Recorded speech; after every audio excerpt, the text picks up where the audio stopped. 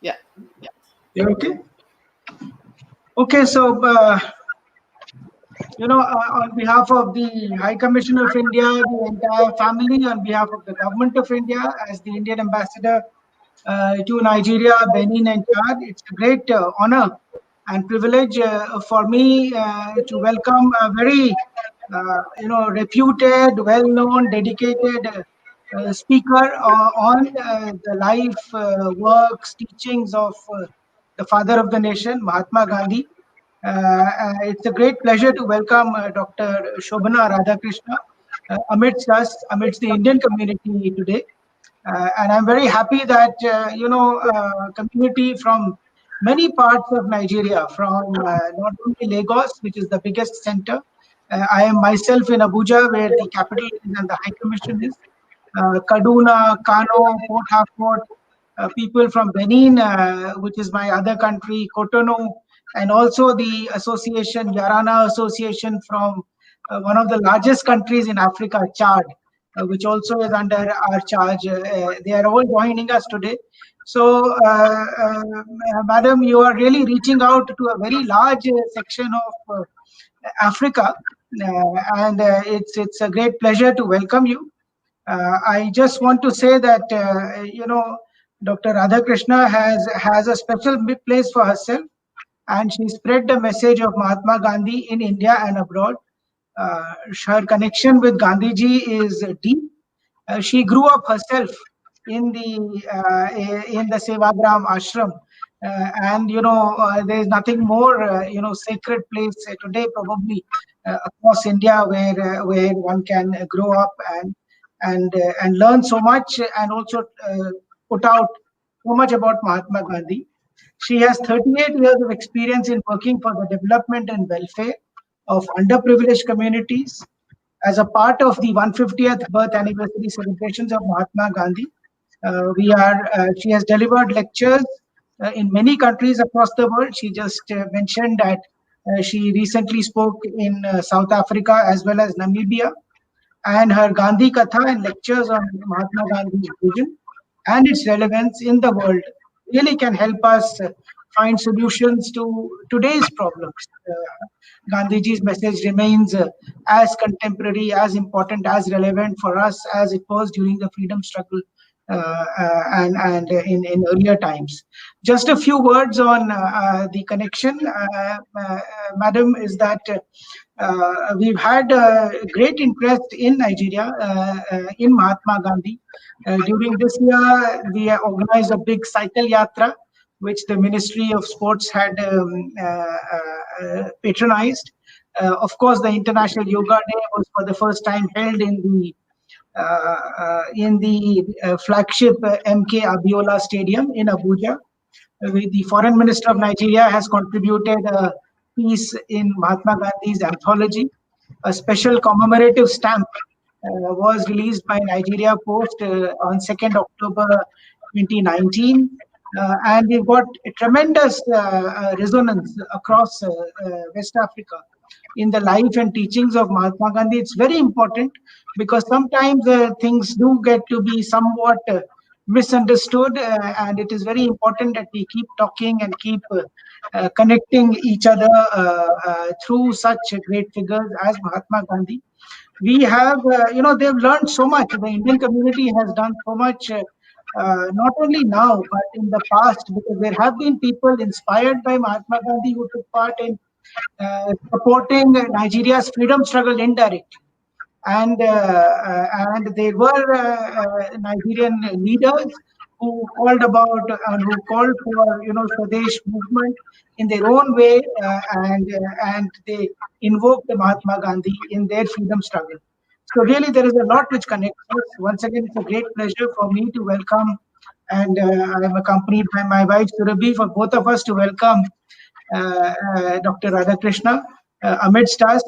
I would hand over the floor now to Chief Sanjay Jain, the President of the Indian Cultural Association in Lagos, one of the largest Indian associations, and really as a leading representative of the community, to also welcome Dr. Radhakrishna and tell us about a few things that the community is doing Maybe you have about 3, 4, 5 minutes, Mr. Jain, and then we will hand over the floor to Dr. Radhakrishna. So thank you so much, and the floor is yours. Thank you so much. And first of all, good morning once again, His Excellency Sri Abhijit Thakur, Commissioner of India to Nigeria, Dr. Shobhana Radhakrishna, today's keynote speaker, other dignitaries present on this webinar, all protocols observed. You are welcome, Dr. Radhakrishna. Look forward to hear from you about Gandhiji. This is a great privilege for me to speak on this occasion of ongoing celebrations of Mahatma Gandhi's 150th anniversary. Mahatma Gandhi, father of our nation, need no introduction. His philosophy was ahimsa, non-violence, which was greatly inspired by Srimad Rajchandra, legendary and enlightened soul who guided the world how to attain moksha, the complete salvation. We all know that what a great personality he was, and to give an appropriate importance to his personality, India celebrated his 150th anniversary throughout the year and is still continuing. Here in Nigeria, the scene was not different. His Excellency Sri Abhijit Thakur encouraged all the Indian organizations to add relevant signs, stickers, publicity materials related to Mahatma Gandhi to all the events which took place round the year. There are specific celebrations too. This not only reminded the Indians about Mahatma, but it gave a befitting tribute to him. It also sent messages to our younger generation about his life, sacrifices, and attempts for India's freedom struggle. Let me start by talking about Mahatma Gandhi's 50 years long struggle for national independence, which reached its peak in August 1947. But the Mahatma knew that independence of India was really only the first step towards the ultimate goal, that is equal opportunity for all through non-violent means. It is for this reason only why Mahatma Gandhi today represents not only the collective conscience of India, but also the collective conscience of all humanity as a whole.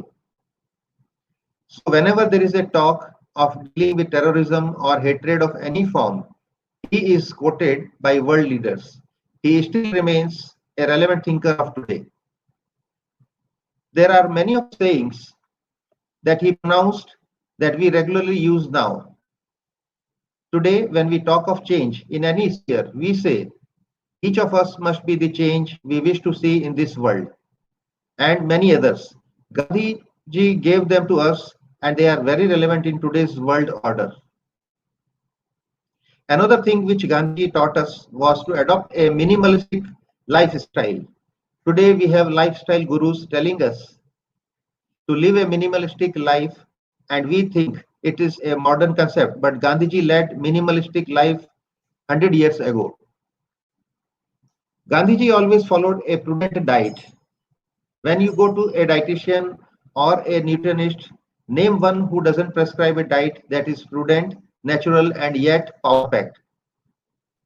Being a naturalist, herbalist, and minimalist, Mahatma Gandhi experimented with his diet throughout his life.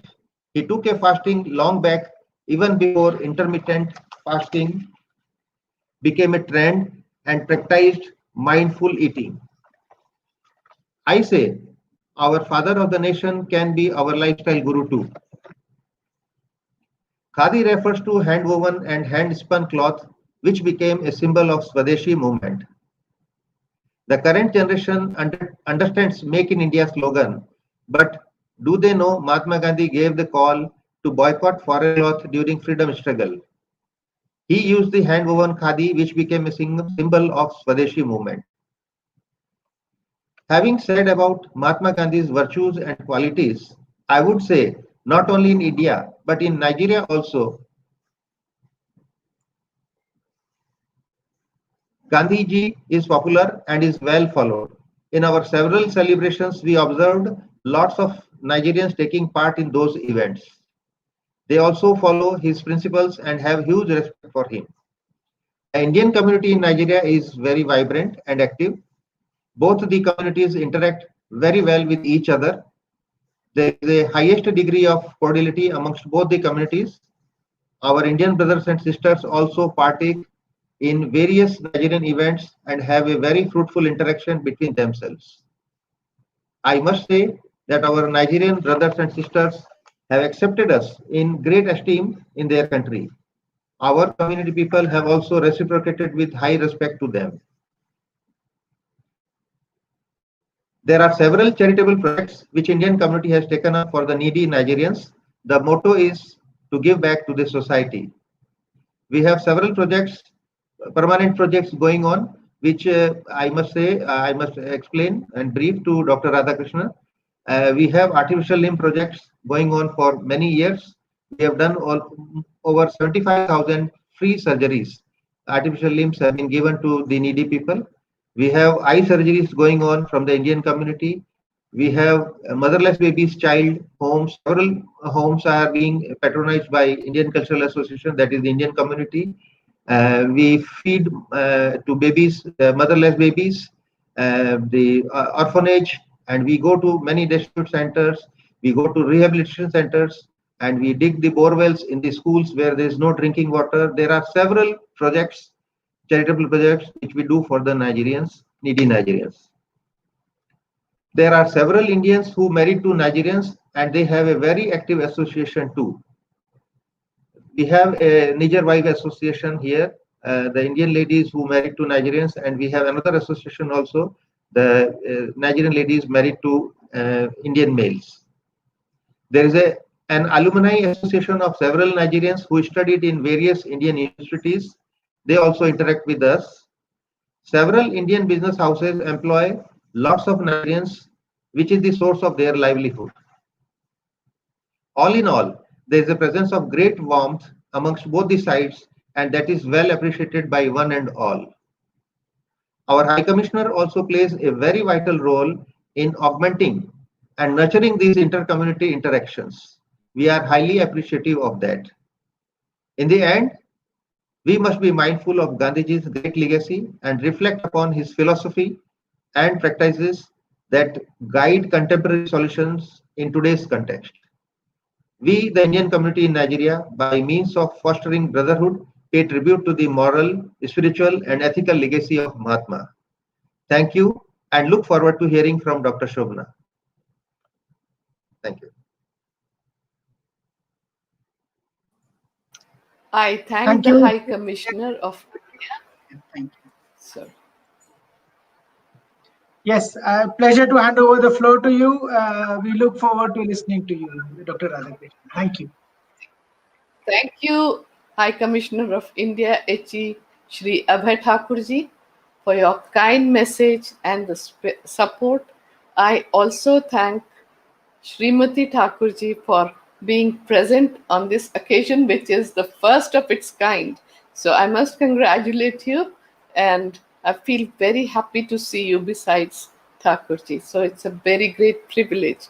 And to Chief Sanjay, I have no words of appreciation because you have done so much, you have achieved so much. And it is so wonderful to know that each of the Indians who are there are true ambassadors of our country and bridge between both the countries. So this is wonderful, and I thank you all once again. Namaskar and welcome to the Gandhi Katha, story of Mahatma Gandhi narrated by me during the commemoration of the 150th birth anniversary of Mahatma Gandhi, which incidentally is also the 150th birth anniversary of Kasturba Gandhi, his wife. Kasturba Gandhi's sacrifice, suffering, and contribution in making Mohan into the Mahatma and inspiring thousands of women to fight against injustice and racial discrimination in South Africa and in the freedom struggle is extraordinary. So I express my obeisance to the Matru Shakti to all the women who comprise 50% of the world's population.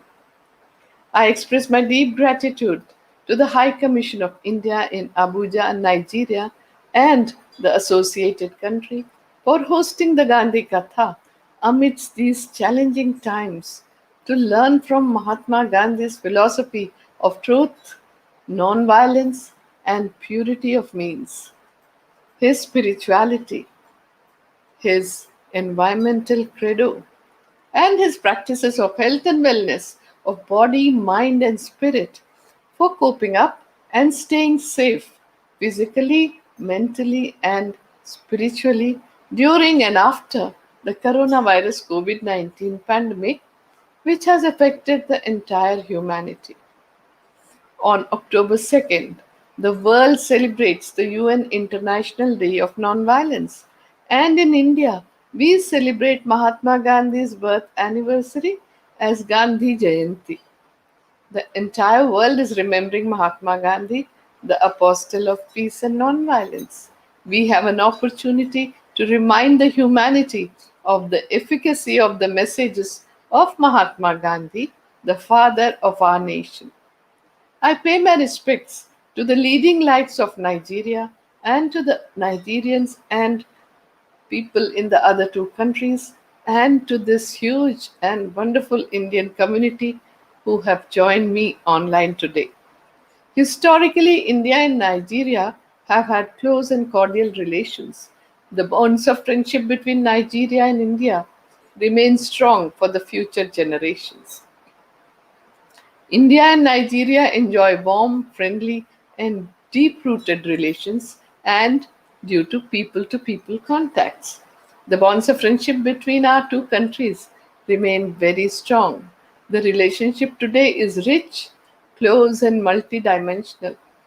And you all, the large Indian community, has acted as a catalyst for enhancing ties across the spectrum of bilateral relations.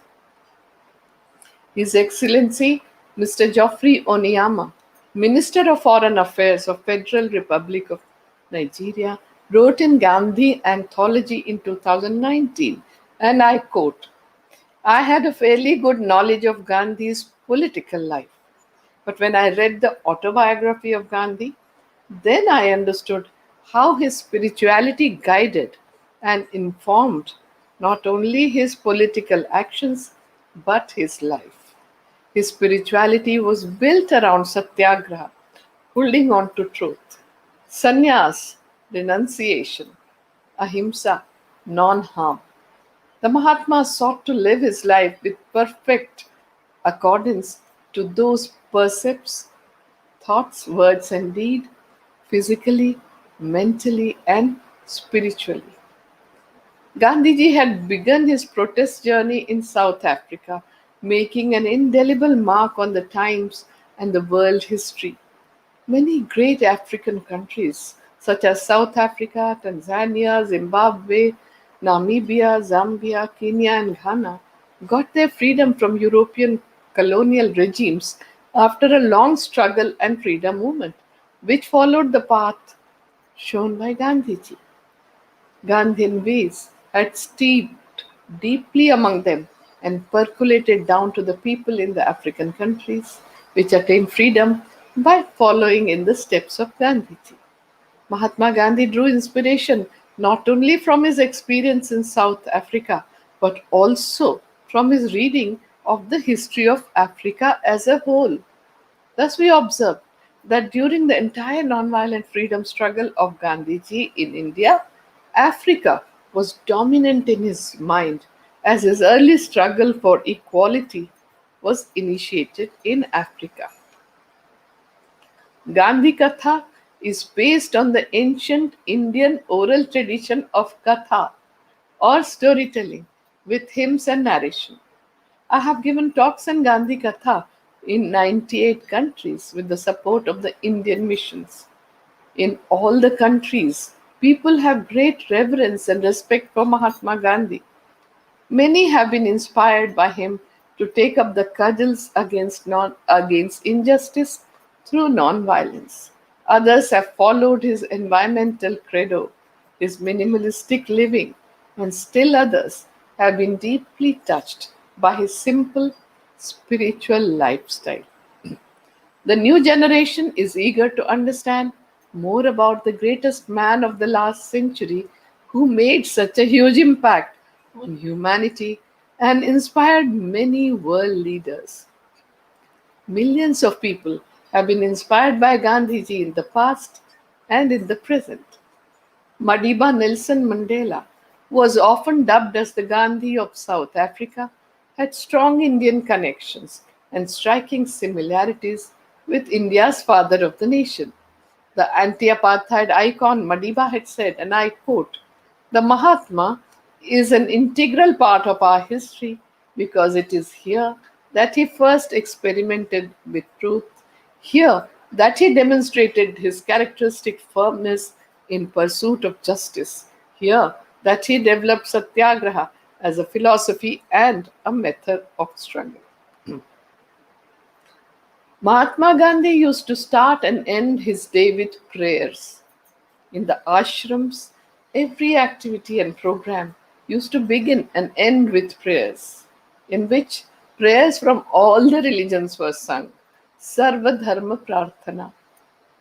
Gandhiji's internal core comprised of the essence of all the religions, one that he had acquired from long study and reflection, the devotional poetry of the saint poets that he had heard, sung, and absorbed since childhood, made up a significant part of the life of his soul.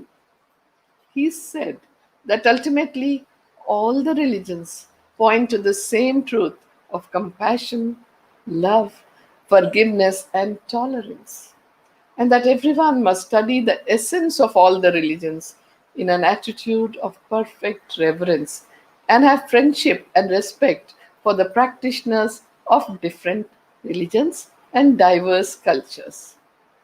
All of Gandhiji's friends were from different religions and cultural background from around the world, and he actively encouraged friendships across religions. One of Mahatma Gandhi's legacies to the world is nonviolent conflict resolution through interfaith dialogues for establishing brotherhood, communal unity, and harmony. Even after 7 decades have gone by since Gandhiji passed on, in every part of the world, his relevance is felt as strongly as ever before, and his visions and actions are of an enduring significance for all times and places. His approach to life was holistic and cannot be divided into compartments, watertight compartments of social, religious, political, personal, or public life. Gandhiji stands out as the champion not only of political democracy but also of economic and spiritual democracy in today's world. Gandhiji believed that moral degeneration is the root cause of all evils, including conflicts. This explains his lifelong crusade of attainment of moral values such as truthfulness, nonviolence, sacrifice, purity of means, love, self control, forgiveness, friendliness, compassion, mercy, and so on. For Gandhiji, the principle of satyagraha or non-violent resistance and civil disobedience was by non cooperation with evil through the moral values of love force, truth force, and soul force through sacrifice and self suffering. For him, the consideration for the sufferings of fellow human beings was of paramount importance. His belief and actions were that the social change for establishing justice and dignity of humans is both less harmful and more sustainable when achieved through nonviolent means. His legacy of satyagraha is widely recognized and practiced the world over and is seen in many movements for civil rights nowadays. Mahatma Gandhi's environmental credo or the practices were based on conservation of natural resources, recycling, reusing, reducing, and refusing. And these natural resources have been often misused and overused for the sake of development. Gandhiji had warned about the unsustainability on the global scale a century ago. Greed will be the main reason for the environmental degradation and the ecological crisis, he had said. He also said that the earth has enough for man's needs, but not for man's greed. Further, he had said, and I quote, the earth, the air, the land, and the water are not an inheritance from our forefathers, but on loan from our children. So we have to hand it over to them as it was handed over to us. Equality for women within the society was a principle Gandhiji passionately believed in. His vision of Sarvodaya, the welfare of all, becomes very relevant in the crisis of internally displaced people and migrants. He may well have been thinking, keeping in mind the very basic unit of human organization, a village or a county, his vision of Gram Swaraj, which is a self reliant, independent, self governed village, is built on the premises of sustainable growth, and that is the need of the hour. I would like to tell you that in the ashram prayers in the morning and evening, every day, the first shloka from the Ishopanishad used to be sung, and it says, Ishavasyamidam sarvam yat kincha jagatyan jagat tena tyaktena bhunjitha ma gradha kasya svidhanam. That everything in this universe belongs to God. Nothing really belongs to us. Enjoy the objects of the world in an attitude of perfect non attachment and enjoy it with a feeling of sacrifice and leave the rest for the others in the society. Never ever crave the position of others. Nothing really belongs to us. So, the core idea, renounce and rejoice, which is the essence of Indian civilization, is how Gandhiji lived. And I will play a Gandhi Katha hymn now, which explains this concept in the form of a hymn.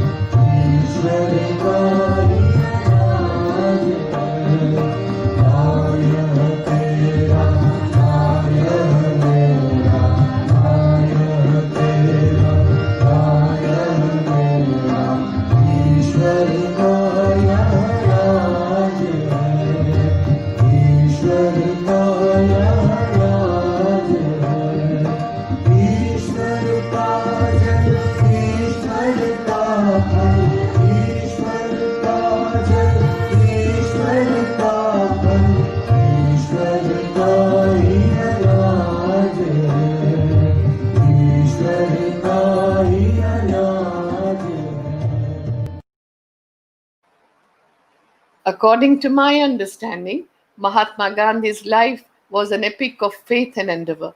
His faith was in truth, the ultimate reality of truth, and he endeavored to attain it through non-violence throughout his life till the very last breath. Gandhiji's adherence to truth, non-violence, and purity of means has inspired me to give Gandhi Katha so that people can put their hearts into understanding Gandhiji, get inspired to learn from his extraordinary ethical and moral leadership, his simple spiritual life, revolutionary thoughts, actions, his lifelong service to humanity against all forms of injustice, pardon me, and how he continues to inspire people in all the parts of the globe, at all times, and in all ages. Perhaps the greatest source of strength for Mahatma Gandhi was in his faith in God. Truth was the deepest and the most complete form of God. The faith gave him the constant awareness that he was to be nothing but an instrument in his hands. He was to go wherever he was led. For him, the guidance of God constituted two things. One, He had to walk on the path enlightened by truth that was available to him in whatever measures and forms. On that path, already thousands of world teachers had already walked. Two, he had to constantly gaze inwards and find inspiration through self introspection, self examination, and self purification. And this he did by repeated questioning. And that question was, Ko aham, who am I? What am I? And what is the real purpose of my life? This question has been asked in our ancient Indian civilization since the past 5,000 years. The answer came to Mahatma Gandhi that the real purpose of life was to serve others.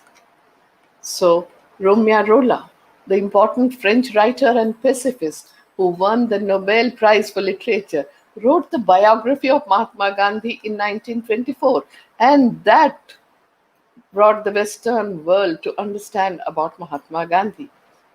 In 1931, on his way back from London after attending the Second Roundtable Conference, Gandhiji stopped by in Switzerland and spent 5 days in Villeneuve with Romeo Rolla. Both of them discussed the crisis of civilization. And later, Romeo Rolla wrote, and I quote, "This little man is so fragile in appearance, is tireless, and fatigue is a word that does not exist in his vocabulary. He could calmly answer for hours without a muscle of face twitching. His mind proceeds through successive experiments into action, and he follows a straight line, but he never stops." So we can see that a lot of people have written about him, and Gandhiji remains the greatest apostle of peace the world has seen in the recent past. His notion of peace is focused on tolerance, forgiveness, compassion, oneness, truth force, love force, soul force through self suffering and sacrifice. Albert Einstein, the greatest scientist of the first half of the 20th century, had called Mahatma Gandhi as the supreme practical leader for change. And listen in to his voice. I believe that Gandhi's views were the most enlightened of all the political men in our time. We should strive to do things in his spirit, not to use violence in fighting for our cause, but by non-participation in anything you believe is evil. Mahatma Gandhi is the most powerful visionary and the practical idealist from the first half of the last century, whose life remains a role model for us all. But the effort has to begin from the point where you are standing. This is what made all Mahatma Gandhi's idealist actions practical, and he can be truly called a man of action. But it does not only mean that he was very busy. What we mean is the action of putting ideas or beliefs into practice more than anything else was the driving force in his life. The answer for Mahatma Gandhi was always found in action. He had said, "An ounce of practice is worth more than tons of preaching." But if you want to understand Gandhiji, you will have to understand him not only with the intellect, but also from the emotional part of you and from acts from his life. Usually, people see him from different perspectives. Some people will think of Gandhiji mostly as a politician, but at the same time, some would think of him as a saint. And there are others who will think of Gandhiji as a nation builder. He may be all this, but I think when we consider Gandhiji, we have to try to find out what is the common stream in all these different aspects of life that you see in his personality. One was the commitment to values, and the second one was efficiency in the kind of work that he did. This is part of his comprehensiveness, and there was a unique blend of, for example, enthusiasm on one hand and patience on the other. Mahatma Gandhi has made significant and seminal contributions that span across such disciplines such as environment, economics, spirituality, conflict resolution, international peace, civil rights, education, society, politics, and in many more fields. At that time, the most harmful and destructive impact on the world was that of imperialism, violence, war, materialism, and the greed for controlling the world. Mahatma Gandhi advised to shun these 7 social sins in his speech on October 22nd, 1925. Politics without principle, wealth without work, commerce without ethics, knowledge without character, pleasure without conscience, science without morality, worship without sacrifice. In my opinion, Mahatma Gandhi's life left the most powerful and strong imprint on the humanity of the world. He had said, "My life is my message." John Haynes Holmes was a pacifist, an anti war activist, and the founder of American Civil Liberties Union. He had met Gandhiji in London in 1931, and later on he came to India and met him again in 1947. He found Mahatma Gandhi's presence, those bright eyes shining through his spectacles, his voice so clear and yet so gentle, his whole presence so simple and yet so strong. He said, and I quote, "I believe that he is unquestionably the greatest man living in the world today. And when I think of Gandhi, I think of Jesus Christ." I will play the Gandhi Katha hymn in Hindi about Gandhiji's philosophy of truth, non-violence, and purity of means that combined together in the form of Satyagraha.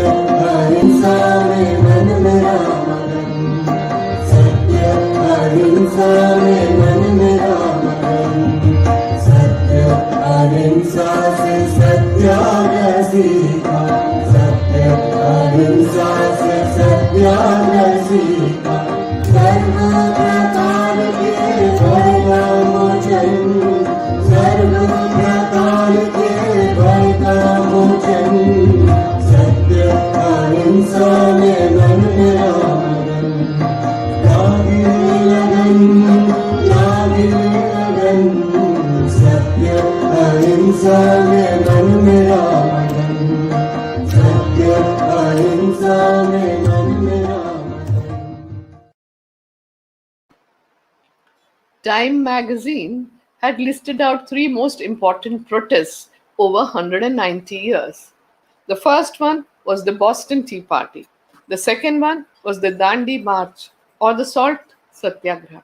And the third one was March of Washington. We can see a common thread. The first and second were against the same company, the East India Company. And there is a common thread of non-violence in all three. In 1930, with a pinch of salt, Mahatma Gandhi shook the world. He started out on 12th March from his Sabarmati ashram in Ahmedabad in Gujarat for Dandi seashore with 79 fellow marchers, walked for 24 days, walking 10 miles a day, stopped at 48 villages, gave speeches in the morning and evening to inspire and motivate people to participate in the non-cooperation movement and the salt satyagraha. And he covered 241 miles till he reached the Dandi seashore on 5th April. In the early hours of the morning of 6th April, when Gandhiji bent down to pick up a fistful of muddy lump of earth with salt, 100,000 people joined him. And towards the progress of the salt satyagraha, 300,000 people broke the salt law all over India. 1,362 newspapers covered this news worldwide. William Lawrence Shearer, the American journalist, was present during the Salt Satyagraha, and his graphic reporting brought the incidents to the notice of the world, and the world woke up to the power of non-violence and satyagraha. So Mahatma Gandhi remains the most powerful global brand ambassador of ahimsa, non-violence, a youth icon who opposed all forms of injustice, an apostle of peace and non-violence, a man whose values can make the world a better place today. Mohandas Karamchand Gandhi was born in India and spent his 18 formative years in India. This is where the seeds of spirituality were sown. And later on, he mentioned three mentors: Kavi Raichand Bhai, the second one was John Ruskin, and the third one was Leo Tolstoy. And all three of them had influenced his life very much.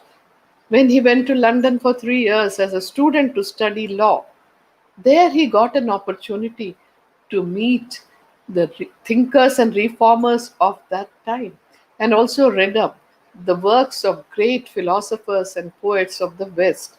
This opened up his mind, and that is where his curiosity for knowing more about religion started, and he read up a lot. So while he became a barrister in London, he also learned the lessons of citizenship. He spent 20 years in South Africa as a political leader and a social organizer. This is where the transformation had happened, and he had become overnight from Barrister Mohandas Gandhi to he had become Gandhi Bhai, and he discovered the spirit and the power of satyagraha and used it also in South Africa against the black laws. In 1904, in South Africa, after reading John Ruskin's book Unto This Last, Barrister Mohandas Gandhi transformed his life and started leading a community life of self control, voluntary poverty, bread labor, and Sarvodaya, welfare of all. He established four ashrams in his lifetime: two in South Africa called Phoenix Settlement in 1904 and Tolstoy Farm in 1910, and two ashrams in India in 1917, the Sabarmati Ashram in Gujarat, Ahmedabad, and Sevagram Ashram in Wardha, Maharashtra in 1936, where Kasturba Gandhi, Mahatma Gandhi, and the ashram community lived in poverty like the common villagers of India. Ashrams were his ideals of a non-violent face-to-face society for Sarvodaya, the welfare of all, and carrying out constructive programs, which is his second gift to humanity, the first being Satyagraha. Gandhiji's ashrams had a mingling of political and spiritual aims. It was a practical laboratory for transforming ordinary men and women into extraordinary seekers and satyagrahis, for offering the highest sacrifice in the freedom struggle on one hand, and to get involved in the constructive programs to serve the poorest of the poor, to establish their self respect and dignity. And I'm very happy to inform you that I was born in his last ashram in Sevagram. My father was inspired by Gandhiji since his childhood and joined the non-violent freedom struggle in India and lived in the Sevagram ashram. Even after Gandhiji passed on in 1948, for more than 5 decades, my parents and all of us have continued to walk on the path that Gandhiji has shown to humanity. The life and thoughts of Mahatma Gandhi are intertwined and inseparable. His politics was imbued with his spiritual experiments, and his spirituality was tempered by his vision of a non-violent society, and his constructive program was integral to his politics. The unique practices of Mahatma Gandhi, his control of palate, his fast, his prayers, his spinning, and his silence, gave him the internal strength and were as much part of his politics as of his spiritual life.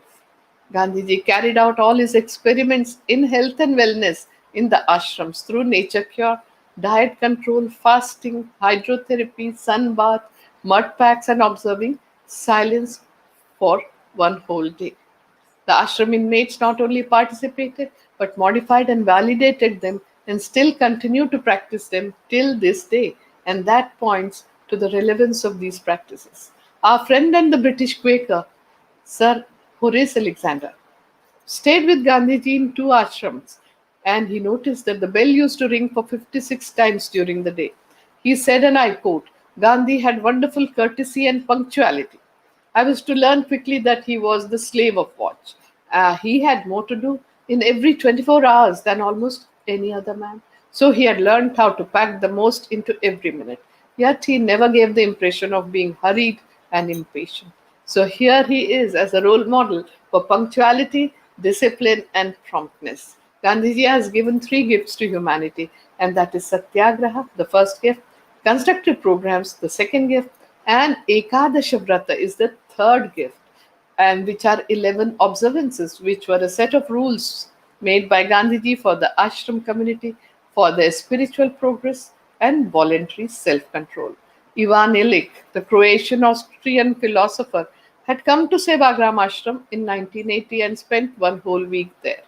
Every day he used to sit in Bapu Kuti or Bapu's cottage, Gandhiji's cottage, which was a very simple structure made from palm leaves and bamboo and mud. And he said, and I quote, "This hut of Mahatma Gandhi demonstrates to the world how the dignity of the common man can be brought up.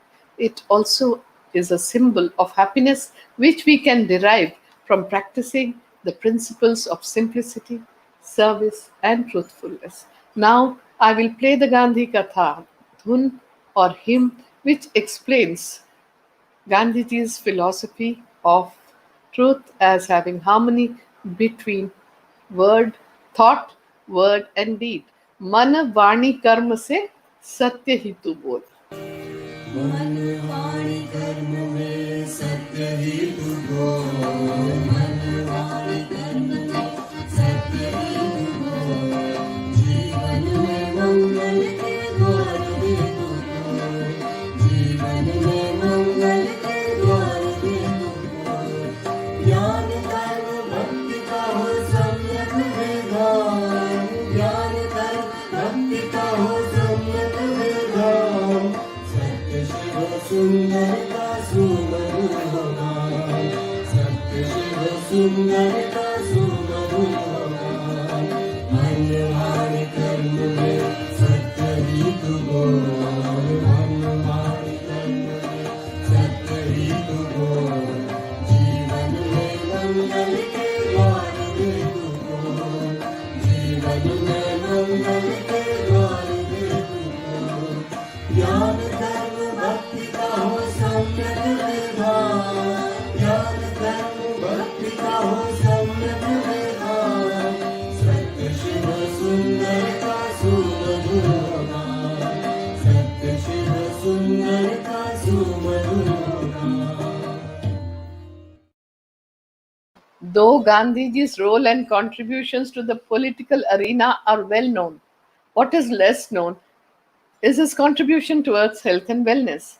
Gandhiji was a firm believer in the principle that a healthy mind keeps the body healthy, and he stressed the importance of a healthy lifestyle and positive thinking. His interest in health, hygiene, nutrition, and diseases was as great as his interest in politics. He insisted that adopting preventive measures for diseases was better than treatment. He also said that it was important to focus on cleanliness, a controlled diet, and an exercise regimen, and that it was best to avoid overconsumption of medicines, especially those that were not required. Gandhiji was essentially a man of science. He approached problems in a scientific manner. Gandhiji's message to the world on the vital question of health and well being is very important. To him, the study of this question was part of the service to God and his creation, which was his mission. Knowing to care summed up his life. His message was simple and easy to follow.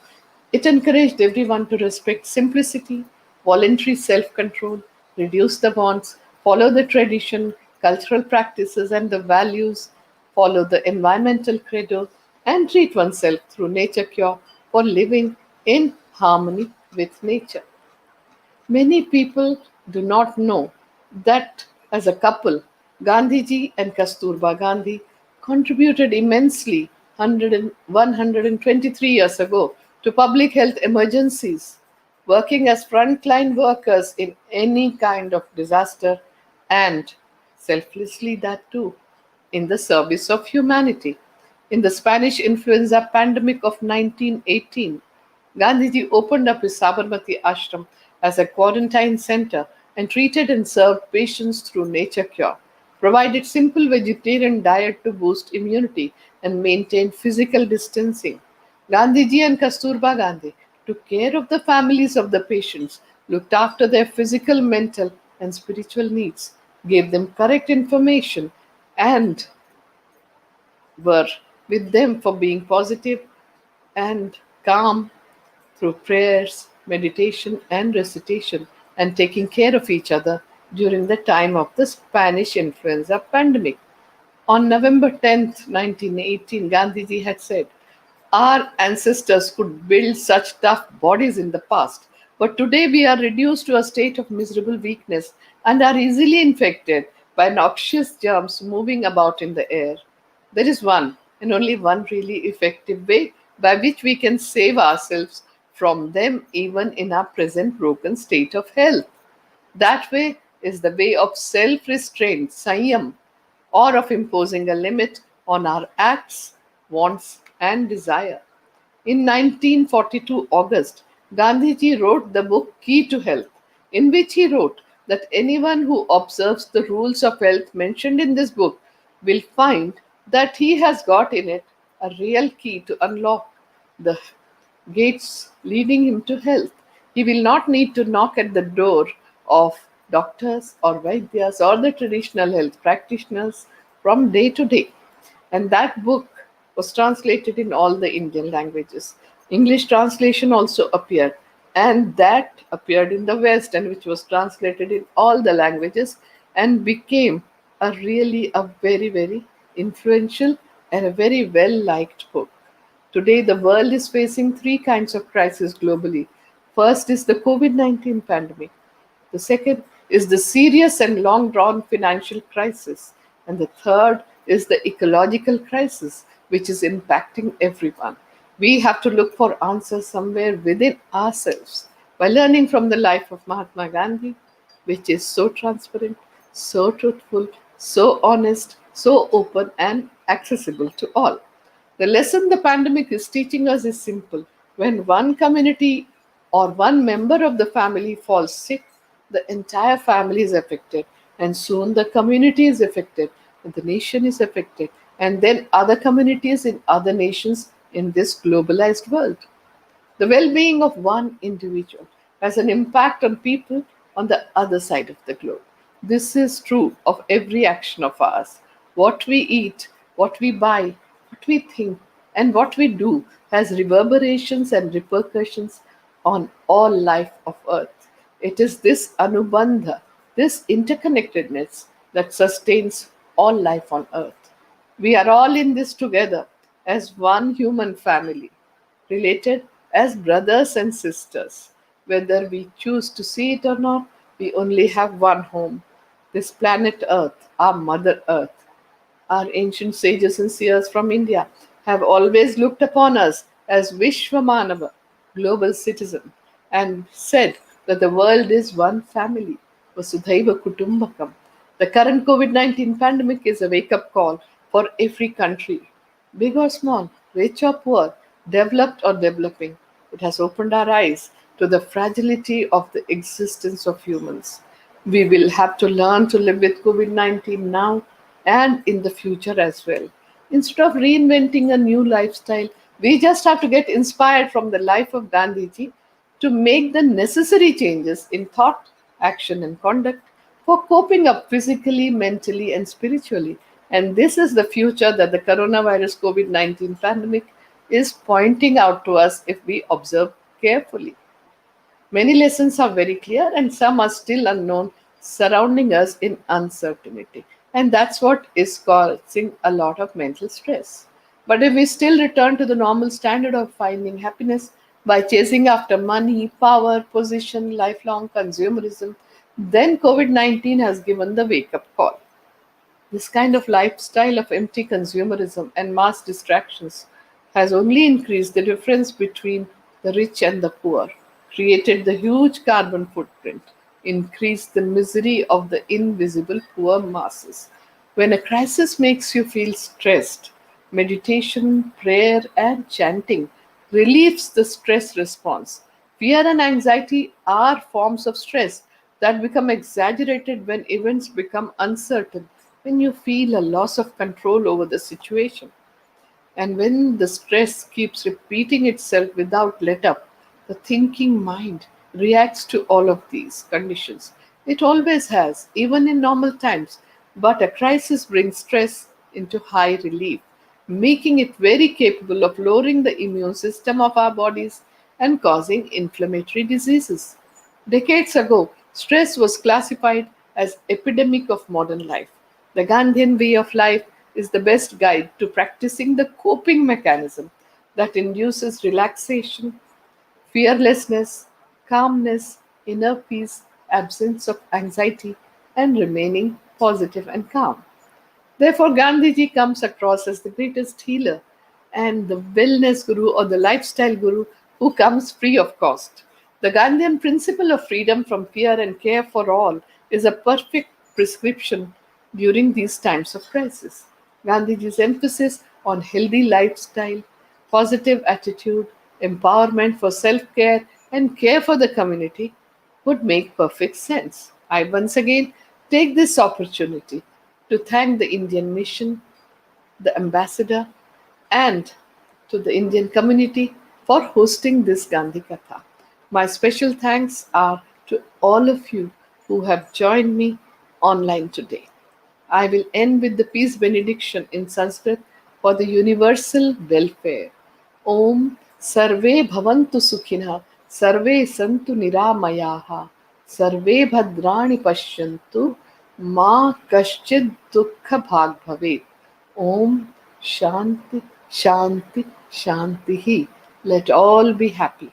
Let all be healthy. Let all experience auspiciousness. Let no one be overwhelmed by grief. Om, peace, peace, peace. With Gandhiji's blessings, who had said that peace is the only positive force which will lead us from darkness towards light, I will end the Gandhi Katha with the hymn Shubha Mangal Ho.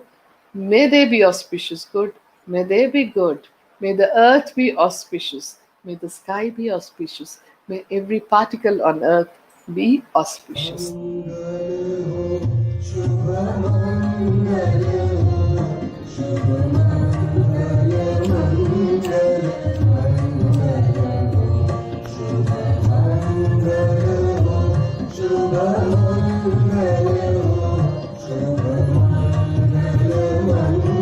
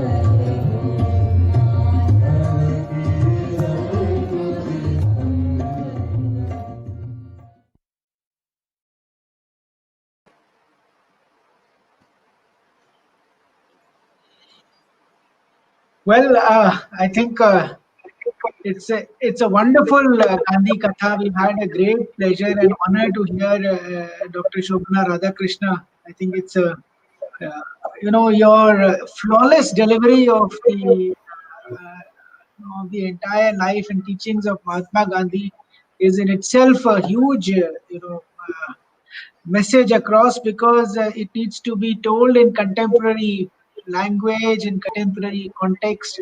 Today we've had a lot of young youth also joining us in the program.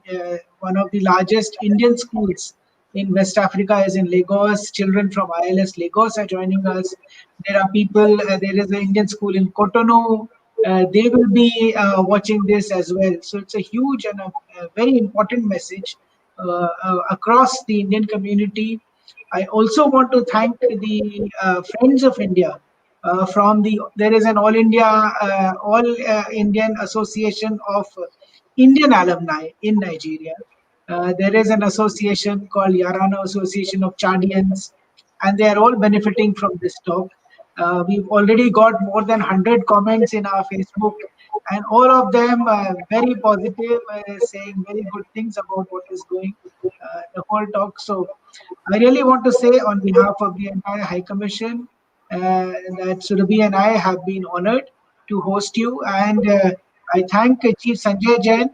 I see that a number of other community leaders, including from Sabha, the all-encompassing community association in Nigeria, and many other groups and ethnicities have all joined. So thank you all for making this a success today with Dr. Radhakrishna. I'm sure this will stay with us. The weekend is very well spent, and your enlightening message will stay with us for a very long time to come. We will cherish this, and we hope to, at some time, hopefully, welcome you in person, probably next year, and as soon as possible. So, thank you all. Thank you, Dr. Radhakrishna, for joining us. Namaste. Thank you.